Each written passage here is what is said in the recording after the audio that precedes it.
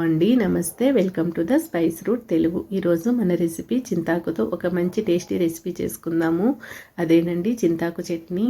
ఈ చట్నీ వైట్ రైస్లోకి, రాగి సంగట్లోకి చాలా టేస్టీగా ఉంటుంది. ఈ సమ్మర్లో మనకు చింతాకు ఎక్కువగా దొరుకుతూ ఉంటుంది. మీకు దొరికినప్పుడు ఈ విధంగా చట్నీ ట్రై చేయండి, చాలా టేస్టీగా ఉంటుంది. దీనికోసం స్టవ్ మీద ఒక బాండీ పెట్టుకొని 1/2 కప్పు పల్లీలు వేయించుకోవాలి. మంటను సిమ్లో పెట్టుకొని వేయించుకోవాలి. ఇవి ఫ్రై అయిన తర్వాత ఒక ప్లేట్లోకి తీసుకొని చల్లారనివ్వాలి. ఇప్పుడు అదే బాండీలోకి మనం తినే కారాన్ని బట్టి పచ్చిమిరపకాయలు వేసుకోవాలి. పచ్చిమిరపకాయలు 2 ముక్కలుగా తుంచుకుని వేసుకోవాలి. అలాగే ఒక 1/2 టేబుల్ స్పూన్ జీలకర్ర వేసుకోవాలి. కొద్దిగా ఆయిల్ కూడా వేసుకోవాలి. ఆయిల్ అనేది పచ్చిమిరపకాయలు వేసుకున్న తర్వాతనే వేసుకోవాలి. ముందుగా వేసుకున్నట్లయితే చిట్లుతాయి.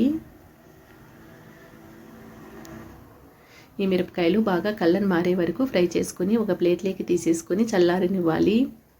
ఇప్పుడు అదే బాండీలోకి మనం క్లీన్ చేసి పెట్టుకున్న చింతాకును వేసుకోవాలి. మంటను సిమ్లో పెట్టుకొని ఈ చింతాకును మగ్గించుకోవాలి.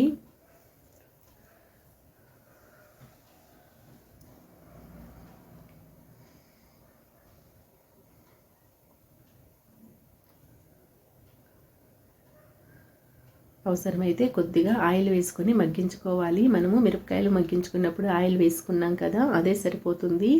ఒకవేళ అవసరమైతే మళ్ళీ 1 టేబుల్ స్పూన్ వేసుకోవచ్చు. ఇది కొద్దిగా కలర్ మారే వరకు మగ్గించుకొని స్టవ్ ఆఫ్ చేసేసుకొని బాగా చల్లారనివ్వాలి.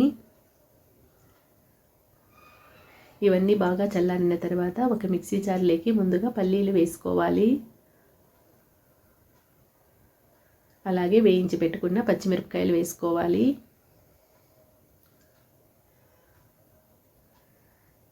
అలాగే ఉల్లిపాయలు వేసుకోవాలి. ఈ చట్నీకి చిన్నుల్లిపాయలు వేసుకుంటే చాలా టేస్టీగా ఉంటుంది. అలాగే ఒక 5-6 వెల్లుల్లి రెబ్బలు వేసుకోవాలి. రుచికి తగిన ఉప్పు వేసుకొని మనం వేయించి పెట్టుకున్న చింతాకును కూడా వేసుకోవాలి. ఒక 1/2 టేబుల్ స్పూన్ పసుపు వేసుకోవాలి. దీనంతటిని బాగా మెత్తగా పేస్ట్ లాగా కొద్దిగా వాటర్ వేసుకుని వేసుకోవాలి. ఇప్పుడు మనం ఈ చట్నీకి పోపు వేసుకుందాము. పోపు కోసం స్టవ్ మీద ఒక బాండి పెట్టుకుని తగినంత ఆయిల్ వేసుకోవాలి. అందులోకి 1 టేబుల్ స్పూన్ ఆవాలు, ఒక 4-5 ఎండుమిరపకాయలు వేసుకోవాలి. అలాగే కట్ చేసి పెట్టుకున్న చిన్నుల్లిపాయలు వేసుకోవాలి. వీటి ప్లేస్లో పెద్ద ఉల్లిపాయలు కూడా చిన్న ముక్కలుగా కట్ చేసుకుని వేసుకోవచ్చు. అలాగే ఉల్లిపాయలు ఫ్రై అవుతున్నప్పుడు ఇందులోకి కొద్దిగా కరివేపాకును వేసుకోవాలి. ఉల్లిపాయలు ఎక్కువగా ఫ్రై అవ్వాల్సిన అవసరం లేదు. పచ్చివాసన పోయే వరకు వేయించుకున్న తర్వాత మనం మిక్సీ పట్టుకున్న చట్నీని వేసుకోవాలి. చట్నీ వేసుకున్న తర్వాత స్టవ్ ఆఫ్ చేసేసుకోవాలి.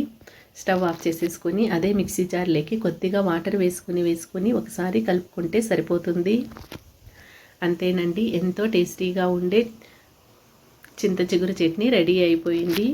ఈ రెసిపీ కనుక మీకు నచ్చినట్లయితే like, share and subscribe. Thank you.